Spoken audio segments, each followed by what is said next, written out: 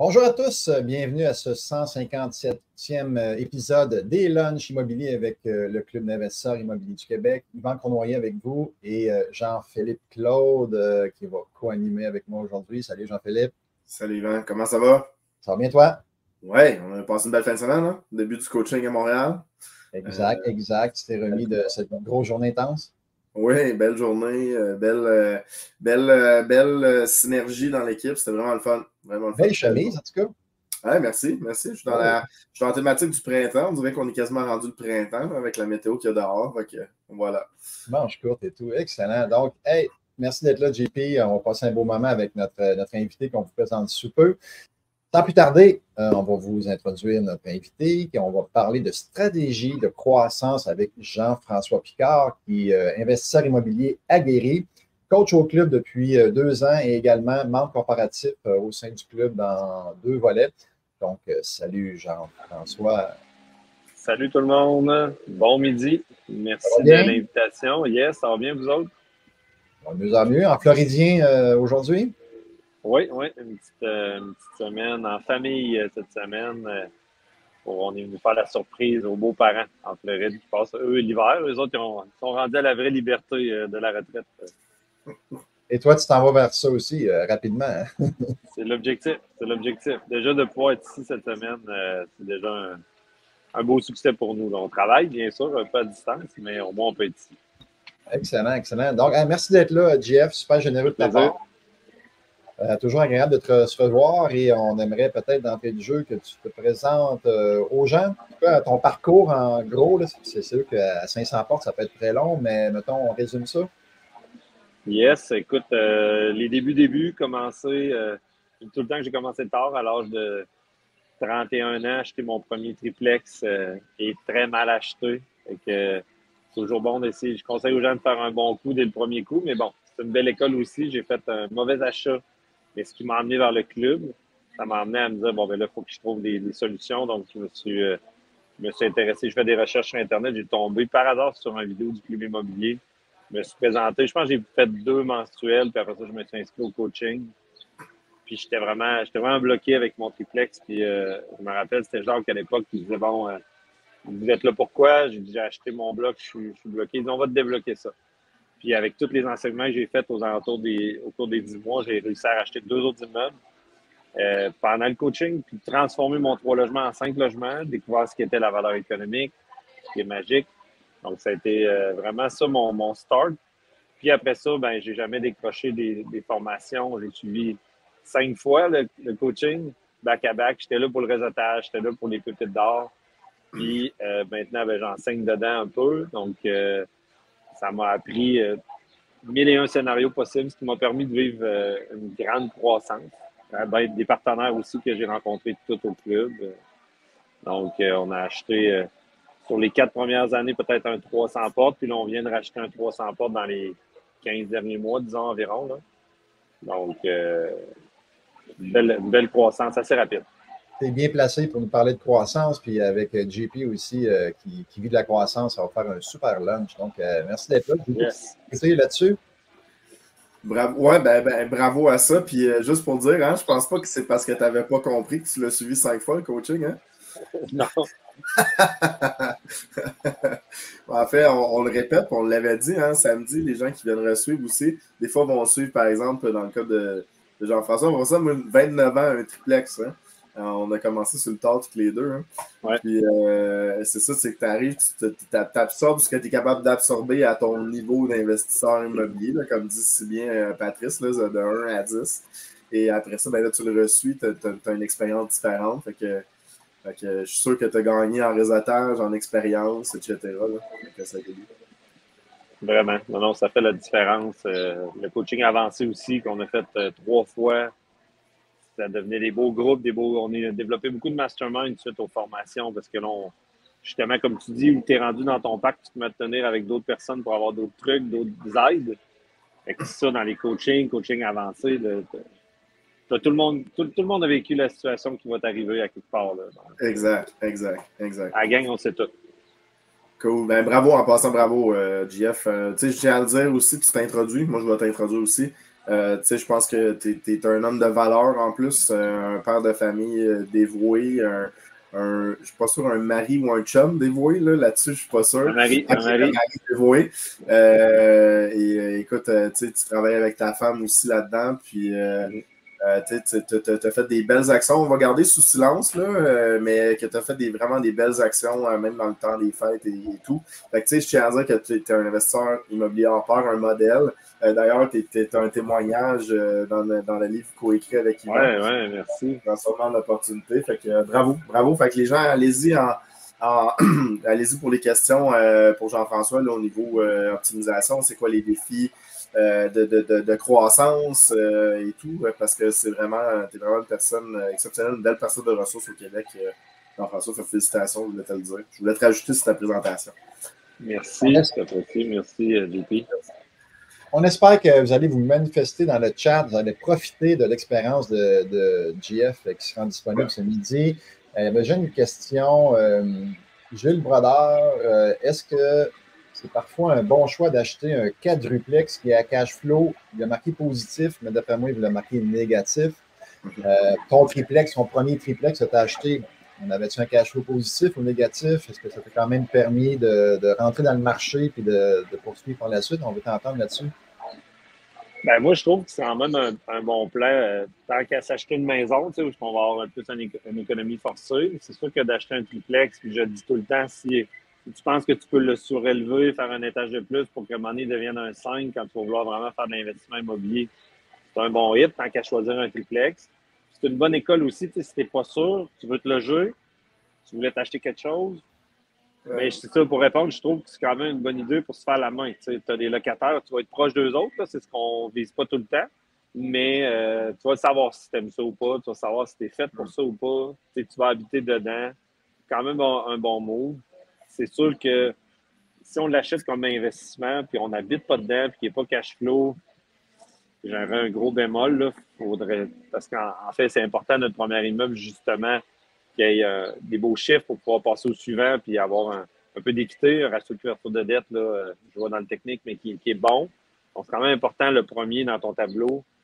Fait que si tu habites dedans, tu as un bon salaire, ça va, tu vas le rendre intéressant, tu vas faire une belle expérience. Mais tu vois, ça dépend. J'aime bien répondre, ça dépend de ce qu'on est rendu. Les gens, souvent, Jean-François, je peux bonifier, les gens disent, tu sais, quand on est rendu à un niveau où est-ce qu'on a, mettons, 100 logements, les gens disent, j'aurais commencé gros dès le départ, ça serait à recommencer. Le problème, c'est que tu n'as pas fait ton école. C'est sûr que le premier immeuble que tu achètes est toujours le plus dur parce que tu as tout à apprendre, puis ensuite, ça devient de plus en plus facile. Je me souvenais en fait, la première chose que j'ai eue au club quand je suis rentré, c'est M. Lépine. Il dit, j'achète un immeuble comme j'achète une pinte de lait. Ça m'a resté marqué parce que, en fait, c'est exagéré évidemment, là, mais c'est que ça devient de plus en plus facile avec le temps. Les transactions grossissent. Et heureusement ou malheureusement, pour ceux qui débutent, plus c'est gros, généralement, plus c'est facile parce que tu as des produits financiers qui se présentent à toi, la qualité aussi des gens avec qui tu travailles est meilleure. Mais il faut passer à l'école primaire avant d'aller au secondaire. Fait que de commencer avec un plex, moi, Gilles, en fait, en propriétaire occupant, je le recommande fortement pour ça. Voilà. Yvan? Excellent, messieurs, merci. Alexandre Gauvin, une bonne question. À quel moment le cash flow devient plus important pour, mettons, pour toi, par exemple, que le leverage et la croissance? Parce que quand on grandit, on grossit le parc, le cash flow n'est pas nécessairement toujours là. Donc, y a-t-il un moment où tu vas dire, OK, là, c'est assez, la croissance, je vais capitaliser plus, je vais faire plus de cash flow, puis je stabilise? Ben, je trouve important d'arriver, d'avoir un plan clair. Là, avec la dernière année, il s'est étiré le délai. Donc, on a dû faire d'autres stratégies. On a même vendu des immeubles pour justement générer du cash flow parce que les projets d'optimisation étaient plus longs. Là. Ça a été un petit peu plate. J'ai trouvé ça un petit peu plus plate, mais bon, on s'adapte. Mais ce que je trouve important, c'est que ton immeuble devienne cash flow une fois qu'il est optimisé. Donc, si ton plan il est 18 mois, tu as fait ta conversion de chauffage, tu as fait ta relocation, tu as fait tes rénaux, ben à ce moment-là, il faut qu'il commence à être cash flow. Puis, dans les années suivantes, là, c'est là de travailler fort sur tes avis de renouvellement, ce qu'on a fait tout en personne cette année, justement, pour aller chercher le petit, ça serait qu'un 5, 10, 15 $ de plus par logement. Ben, tu vas aller travailler ton cash flow là, sur 2, 3, 4 ans. Ça peut être assez impressionnant sur un parc que tu peux aller chercher. oui, en valeur, mais rendu là, vu qu'il est optimisé, refinancé, là, ce qu'on veut, là, c'est OK, on travaille le cash flow, puis ce qui va générer ta valeur au prochain refinancement. Mais pour répondre à la question précisément, là, à la sortie de ton plan d'optimisation, il faut que tu commences à être cash flow. Là. Donc, pendant, c'est normal souvent que non. Tu as des logements vides, tu as une vieille fournaise à l'huile qui coûte une fortune. Bon, tu as toutes sortes de trucs comme ça, mais le plus vite possible, ça, c'est sûr. Tu as dit quelque chose, peut-être tu pourras bonifier par la suite, genre JP, mais tu as dit quelque chose d'intéressant. Souvent, les gens en croissance vont acheter, mais il faut savoir se départir de certains biens qui ont de l'équité, qui ont peut-être moins de jus dedans ou qu'il y a des travaux qui s'en viennent ou sont moins bien localisés, mais savoir faire un pas en arrière un peu pour mieux aller plus vite par la suite. Donc, je trouve ça intéressant. JP aussi, je pense que tu as vécu ça avec Saint-Hyacinthe ou des trucs du genre. Tu as vendu certains immeubles pour aller acheter les meilleurs actifs. Exact. Exact.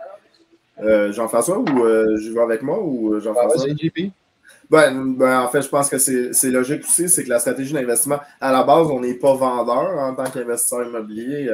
Souvent, les refinancements sont plus payants, en plus fiscalement, que de vendre, à cause qu'on a une récupération d'amortissement et tout. Mais effectivement, il y a des alignements de stratégie, des besoins de liquidité sur certains projets. Les projets grossissent, donc on peut se servir des petits immeubles pour utiliser des fonds pour les prochains. Il y a des mouvements de partenariat aussi dans la vie, aussi qui vont se faire. Fait qu'il y a des gens qui vont décider de vendre, par exemple, des partenaires qui vont décider de vendre, dans lesquels on décide de séparer des actifs. Mais je pense que ça vient serein. Et personnellement, mon avis sur la situation actuelle avec les nouvelles règles imposées par la SCHL, je pense qu'on va avoir un petit peu plus de mouvement de vente d'immeubles qu'on avait à l'époque. Je ne sais pas si Jean-François, tu veux en parler un peu de Absolument. Ça. Absolument. Moi, je voulais rien vendre, puis j'étais attaché à tous mes immeubles, mais c'est ça, il faut apprendre à être stratégique. Vendre les plus petits, des fois, qui capitalisent peu, mais on s'est attaché à eux parce que c'est notre premier, notre deuxième immeuble, mais finalement, en le vendant, on peut se libérer des fois beaucoup de temps de gestion. Moi, je pense à mes vieux immeubles où il y avait mon numéro de cellulaire et qui me connaissaient. Fait que ça me... Moi, j'ai encore ces gens-là qui m'appellent, qui tirent du temps.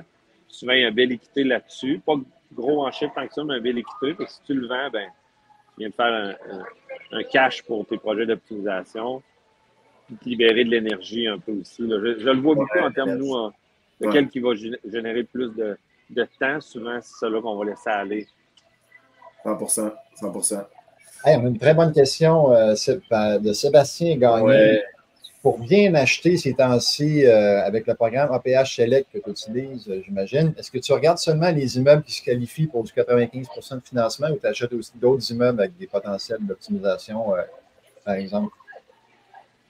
Ben moi, personnellement, j'achète jamais avec la SCHL en partant parce que l'optimisation, je veux avoir du temps pour la faire. Tu sais, des fois, on va prendre un immeuble, on a financé la première fois SCHL seulement après 4 ans. Donc, moi, comme tu disais, JP, au début, là, je suis près de mes valeurs, fait qu'on fait des mouvements très éthiques des locataires, donc des négos. Si quelqu'un veut rester là, il restera là pendant 15 ans. Donc, mais certaines de mes optimisations, si l'immeuble est plein, ils sont plus lentes. Fait que je ne vais souvent pas acheter initialement un CHL. Je vais y aller conventionnel. Puis je vais le travailler le plus vite possible, au mieux possible. Idéalement, quand il y a juste une fournaise à sortir, j'adore. Comme ça, ben, on enlève l'énergie aux frais du propriétaire, puis tous les locataires restent en place, puis la valeur, elle prend très vite. Là, je vais aller plus vite dans ce temps-là. Mais je ne vise pas, non, pour répondre à la question, que l'APH à 95. De toute façon, avec le taux actuel, c'est plus rare qu'on ait vraiment à 95 de la vraie valeur. Mais je pense qu'il faut regarder plus large que juste avec le programme. Ça, c'est sûr. Le financement initial. Intéressant. Ben, tu vois, là, on est légèrement différent, Jean-François, parce qu'on en travaille actuellement. C'était pas quelque chose que je faisais. J'étais en modus operandi exactement comme ça avant. Et là, on a en fait une propriété qui s'est présentée, financée à 95% SCHL, avec une efficacité énergétique à faire, donc travaux à exécuter. Puis, en fait, on a changé la stratégie. On utilise la SCHL à 95% dès le départ. Puis, on sait déjà que dans 2, 3, 4, 5 ans, on va y aller avec un pari passu, avec un prêt de deuxième rang, un prêt médical, donc à même le même prêteur qui vient faire un pari passu sur la prise de valeur sur le bâtiment. On essaie ça. On s'en reparlera dans 2 ans. Ouais, c'est ça, c'est nouveau, ça, quand même. C'est tout nouveau, là. Fait qu'on, on joue avec ça, on jongle avec ça, mais un financement à 95% d'un beau parc immobilier actuellement. Là, on ne donnera pas plus de détails parce que je suis en mode acquisition, c'est pas signé encore. Mais c'est fort intéressant ces temps-ci, cette stratégie-là. Mais effectivement, est-ce que les règles vont changer? On nous a habitués qu'il y a des fois, les règles du Monopoly changeaient un peu en cours de route. Vite, ouais. Ça change vite, donc à voir qu'est-ce qui va se passer avec ça. Mais je l'essaye. De mon côté, Sébastien, je l'essaye. On va voir qu'est-ce qui va se passer. Mais je sais que Jean-François, c'est un spécialiste en conversion énergétique. Et aller chercher ce 95%-là. Justement, Sandy Demers va dans le même sens. Est-ce qu'il existe un programme pour la conversion de chauffage au gaz vers l'électrique? On sait que tu aimes ça, faire de l'optimisation de chauffage. Donc, peux-tu nous en parler un petit peu? C'est un programme qui existe, des subventions? Il existe toutes sortes de choses. Oui, il existe des subventions au niveau provincial. Il y en a des fois municipales dépendants, mais on va chercher quelques centaines de dollars par logement. Mais ce qui est surtout important, c'est de bien faire sa négociation avec ses locataires. Parce que le but, c'est de se débarrasser de la dépense, qu'elle devienne du revenu net. Donc, que le locataire puisse contrôler son chauffage, puis le payer, puis qu'il y en ait les sous dans ses poches pour le faire, puis qu'il soit content de le faire aussi. C'est ce qu'on fait, nous, en tant que banque corpo au club, former les investisseurs à bien le faire. Puis le gain est vraiment incroyable. Même si on passe du gaz à électrique, on passe de l'huile à électrique, c'est encore mieux. Le gain est encore plus grand. Puis même le monde n'y pense pas, mais des fois, l'immeuble est chauffé électrique, mais aux frais du propriétaire. Switcher ça dans les logements, ça améliore énormément la qualité de confort des locataires. Puis 2, ça améliore la valeur de l'immeuble. Fait que tout le monde est gagnant. Donc oui, pour répondre à la question, c'est vraiment un must de se débarrasser d'un chauffage central là, comme ça. En plus que c'est bon pour l'environnement, en plus que tout est bénéfique face à ça. Puis en fait, la pH, c'est un secret de Polichinelle maintenant, l'ajout de thermopompe aussi, qui se fait dans les unités, améliore l'efficacité du chauffage versus un chauffage électrique. En plus, cette thermopompe-là, on peut l'échanger aussi contre une augmentation de loyer. On donne l'air climatisé maintenant aussi au locataire, fait que très, très pratique.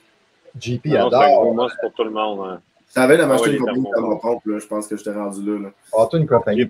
J'y ai pensé, là, mais c'est beaucoup d'opérations, mais j'y ai pensé moi aussi, parce qu'on en installe pas mal ce temps-ci. Ah, on en a installé 100 l'année passée, juste dans notre parc des thermopompes. Fait que c'est un bon client. C'est un bon client. Ouais. Excellent, c'est bon, c'est bon. Patrick Tremblay, on va aller dans un autre volet, c'est quand même intéressant, le côté technique et tout ça, mais dans le côté mindset, des recommandations sur le mindset pour être dans l'action et aller en croissance. Comment tu entretiens ton mindset dans toute cette croissance-là? Parce qu'il doit y avoir des moments de stress et tout ça, puis d'incertitude. Tu travailles comment ton côté intérieur? Là? Comment tu entretiens? Moi, avant de découvrir Ray, je ne savais pas plus te dire c'est quoi le mindset, c'est quoi le développement personnel. Fait que c'est Ray du club qui m'a ouvert à tout ça. Fait que j'ai commencé en écoutant ses audios à Ray, là, donc beaucoup de conditionnement, de préparation mentale, puis d'apprendre justement en échelle, là, à vivre ton premier dégât d'eau, puis à faire comme OK, qu'est-ce que j'en tire de positif de ça? Là, on vient d'avoir un gros feu d'un chalet Airbnb qui était important dans l'équation de revenus. On travaille justement avec du conditionnement mental, principalement en hypnothérapie pour ma part. Là, ça ne me gêne pas d'en parler. On fait de l'hypnothérapie pour conditionner à rester positif, conditionner à rester en mode solution malgré qu'on vit des défis énormes. Là. On a eu 10 hausses de taux consécutifs dans la dernière année et demie. Donc, juste ça, rester craqué, ça en prenait pas mal de positivisme. Fait que, oser dire que ça allait descendre à un moment donné aussi. Fait que, je te dirais que pour ma part, travailler sur le positif par l'hypnothérapie, ça a été très gagnant. Je le fais à tous les jours. Je fais des méditations de ça à tous les jours. Puis ça l'aide beaucoup parce que les défis vont juste en grandissant. Là, on tombe dans des défis qui représentent souvent des millions, voire des refinancements qui ne rentrent pas à la hauteur de ce qu'on pensait de plusieurs centaines de milliers de dollars. Donc, c'est stressant quand tu as commencé le disant qu'un triplex à 200 000. C'est comme ouh! On a tous vécu ça. On a tous vécu ça dans le milieu. D'ailleurs, il y avait Alexandre qui disait avec Jeff, tout le monde est gagnant. Hein. Je pense qu'Alexandre Boujard, avec qui tu as travaillé, JF, là, il te faisait faire salut que tout le monde est toujours gagnant. Exact. Excellent. Est-ce qu'on a ciblé d'autres questions, Jean-Philippe, qui t'interpellaient? Il y avait une question de Bistra Petrova, mais c'est plus une question fiscale. Donc, si notre ami Richard Damour est présent actuellement, on le salue. Et peut-être qu'il pourra répondre à cette question-là par écrit. Donc, il y avait en fait deux petites questions de Stéphane Douki. Je crois que je le prononce correctement. La première question, c'est quoi une belle équité sur un immeuble? Ça dépend, c'est quoi ton projet. Ça peut être sur une maison de 100 000, 25 000. Ça peut être 100 000 sur d'autres choses. Fait que ça dépend vraiment de ce que tu vas chercher, de où est-ce que tu es rendu. Fait que ça, c'est vraiment personnel. Puis l'autre, comment on se qualifie pour le 95% de financement avec l'APH Select? Mais je vais mettre le lien de l'APH Select à l'instant dans les commentaires. Mais vous allez voir, il y a 3 critères: abordabilité, efficacité énergétique, accessibilité. Personnellement, j'ai vu personne avec l'accessibilité. Ça semble être plus au niveau des constructions neuves que dans les constructions usagées. Je ne sais pas si Jean-François, tu as connu des gens qui l'ont fait avec l'accessibilité, mais... Non, c'est vraiment dans la neuve. Plus dans la neuve, on va voir parce que les transformations sont trop majeures. Là. Exact. Fait que je mets le lien dans les commentaires à l'instant. Fait que vous allez voir ça. Il y a les instructions pour les bâtiments neufs, pour les bâtiments en construction, là, pour aller chercher un ratio de pré-valeur à 95% et les amortissements qui s'étirent un peu. Voilà. Donc, c'était la question pour Stéphane. Ça me fait penser à PH Select, point de vue énergétique. On va avoir une belle capsule de Brian Bécoté qui est présent actuellement au lunch. Il va être là le 5 mars à Montréal, une capsule de 15-20 minutes justement sur l'efficacité énergétique APH Select. Si tu veux plus d'informations, soyez présents le 5 mars à Montréal. Le temps file rapidement, on poursuit. JP, toi, pas JP, mais JF, t'aurais-tu un conseil pour ceux qui veulent vivre la croissance? Qu'est-ce que tu aurais à leur conseiller? Ceux que tu en aurais plusieurs, là, mais un petit conseil qui me viendrait à l'esprit, là, pour ceux qui veulent. Ben, c'est sûr que si on veut vivre une grande croissance, je répète tellement à faire, il faut que tu te formes. Faut que tu te formes et tu t'entoures de des gens qui en ont, excusez pour le bruit, il y en a pour des gens qui en ont plus que toi et qui ont vécu ces étapes-là. Donc, c'est créer ton équipe de rêve, mais vraiment des gens qui ont passé par là, on dit comme ça, puis te former pour être prêt. Sinon, tu vas faire des erreurs majeures, tu vas faire des bad moves parce que tu n'avais pas les connaissances. T'sais. Donc ça, c'est vraiment important. Là, je le dis à du monde, j'ai fait le cours 5 fois, puis ils pensent que j'ai pas compris. Comme tu disais tantôt, j'ai plus l'autre, c'est pas pour ça, parce que tu vas aller chercher les pépites, mais pour vrai, à la 5e fois, le monde va me dire qu'est-ce qu'il fait encore ici? Hein? Mais c'est ça. Fait qu'il faut pas être orgueilleux. Faut pas être orgueilleux, je te dirais aussi, pour être capable de progresser. Il faut être capable de mettre son ego, son orgueil de côté. Puis des fois, comme on disait tantôt, ben là, regarde, en stratégie, il faut que tu te sépares d'un associé, il faut que tu vendes. Ça pince un peu, tu fais comme, faut le faire, tu sais. Puis de faire ça de façon éthique aussi, s'il vous plaît, tout le monde, parce que si tout le monde aurait fait ça de façon éthique, on n'aurait pas les règles SCHL qu'on a présentement, la plupart. Donc, on vit malheureusement, tout le monde, les effets de quelques je vais taire les mots, là, mais quelques personnes qui n'ont pas fait comme on aurait dû faire. Donc, faisons ça de façon éthique. J'aimais bien, Jean-Pierre, il dit tout le temps, tu sais, tu as un logement que tu aimerais faire autre chose avec, c'est ta mère qui habite dedans, qu'est-ce que tu ferais? Donc, ça, c'est une belle façon de penser. Puis, il y a toujours une solution pour que ça soit gagnant pour tout le monde. Puis, de rendre ça au marché pareil. Puis, il y a mille et une façons de le faire correctement. Donc, Absolument. Bravo, Jeff. Ça, je dois avouer que c'est un volet que je connais moins, Jean-François, c'est ta carrière, si tu avais acheté en marché ou hors marché. Mais il y avait Gabriel Lévesque qui dit ton meilleur conseil de négociation de prospection hors marché. Ben, j'ai fait quand même peut-être moitié-moitié hors marché. Puis, ce que je dis toujours, c'est mets-toi en relation avec un vendeur qui a envie de te vendre.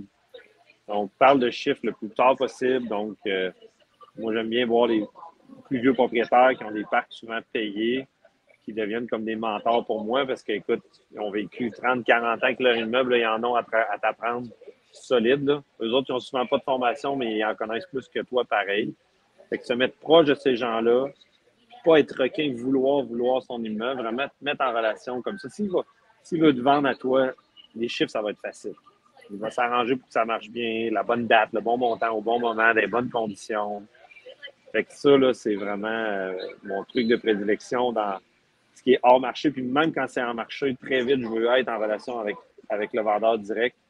Aller prendre un café, puis si vraiment, voir c'est quoi qu'il a besoin. Des fois, on s'estime pour 5 000, mais lui, finalement, c'était une date. Il faut que ça aille vite. Au contraire, il aimerait mieux attendre à l'année prochaine, mais là, il l'a mis en vente, puis il y a un offre. Fait que, tu sais, essayer de devenir le plus proche possible de son vendeur, puis de répondre à son besoin. Ça, je trouve que c'est très payant de faire ça. C'est une business de relation, hein? C'est deux humains qui vendent. Je le dis souvent, même des fois, on a affaire à des vendeurs à 70, 75, 80, des fois. C'est pas nécessairement une question de chiffre, c'est une question de relation. Je pense que des fois, même ces vendeurs-là n'ont pas nécessairement besoin des sous. On continue de jouer le jeu, bien évidemment. Fait qu'il y a une belle relation. Fait qu'on dit souvent aussi, les gens disent tout de suite la balance de vente en partant sans avoir construit de relation. Ben là, ça passe mal, exactement. Fait que c'est une question de relation. J'aime beaucoup cet aspect-là aussi, comme tu fais, Jean-François. Yvan, avais-tu d'autres choses pour toi? Ouais, j'ai Dany Desrochers. Est-ce que c'est possible de réussir sans avoir ses cartes de construction? Fait que toi, as-tu tes cartes de la construction malgré tes 500 portes? Oui, mais là, je suis en train de tout. Ben moi, là, je les ai plus, moi, personnellement. Au début, je te dirais que ça aide de savoir faire les choses. Mais oui, il y a moyen de réussir sans avoir ses cartes, sans être entrepreneur. Moi, je suis entrepreneur général, maçon, électricien, mais en effet, c'est plus une business qui m'a permis de monter mon parc parce que ça me faisait vivre. Parce que pour ton parc, à un moment donné, une certaine grosseur, tu vas avoir à déléguer. Tu vas avoir à déléguer bien des volets, même de la construction, même de la réno. Mais c'est important, je trouve, de savoir ce que tu délègues. C'est pas grave d'être pas capable de tout faire parfaitement avec tes mains, mais au moins de comprendre. Fait que ne serait-ce que du plancher flottant, changer une toilette. Si le gars, ça lui prend 6 heures changer une toilette, tu ne l'as jamais fait. C'est important d'avoir tes repères quand même. Pas obligé d'avoir ses cartes nécessairement. Non. Puis, en fait, je saute tout de suite sur la question de Mick Morin, là, de changer un luminaire ou un robinet. Juste rappeler les règles. Vous avez le droit de faire de la réparation dans un immeuble. C'est quand on fait les rénovations que là, on est régi. Là. Fait qu'on a le droit de faire ces réparations-là. Donc, juste attention, quand on répare quelque chose et on rénove, c'est différent. Tu disais, Yvan? Quand tu fais de l'entretien, là. L'entretien, exactement. Peinturer un mur versus peinturer tout l'appartement. On se comprend. Là. Fait que réparation au lieu de rénovation, on peut s'en sortir à ce niveau-là. Voilà. Y avait-il d'autres choses, Yvan? Ou, Ben, il y en a d'autres, mais on va procéder au tirage pour rester dans les temps. Puis on va y aller avec un petit mot de la fin, conseil de Jean-François par la suite. Donc, merci à tous ceux qui ont partagé le lunch en indiquant go, go, go dans le chat. Donc, les 3 prix qu'on va faire tirer. Premier prix, c'est, attendez que je retrouve mes choses. Donc, 195 $ de rabais sur le Boostcam Go, go, go. Et le gagnant, c'est QKM. En tout cas. Il manque des voyelles là-dedans. Il manque des voyelles. Donc, félicitations, QKM Lévesque, je sais pas trop. Donc, on poursuit. Ça m'a déstabilisé le nom. Formation préenregistrée de votre choix. Gagnant, gagnante, c'est Vicky Chabot. Donc, tu peux contacter Julie au bureau pour réclamer ton prix. Évidemment, on va vérifier la conformité de tout ça. Et le prochain prix, c'est 250 $ de rabais sur le programme Élite qu'on a parlé, qui est à Montréal ou à Québec. Et le gagnant ou la gagnante, Éric Rondeau. Félicitations, Éric. Donc, 250 $ que tu vas pouvoir appliquer sur ton inscription éventuelle. Donc, bravo aux 3 gagnants. Et Jean-François, on va ramener ça. Yes. Je t'aurais dit un petit mot de la fin aux auditeurs.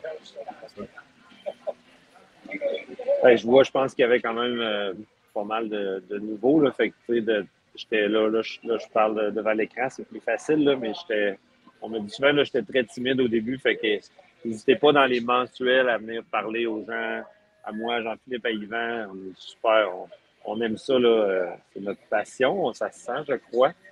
Moi, j'adore quelqu'un qui vient l'acheter ou qui veut acheter son premier triplex et qui a le feu dans les yeux. Fait que n'hésitez pas à venir au mensuel puis à venir nous parler.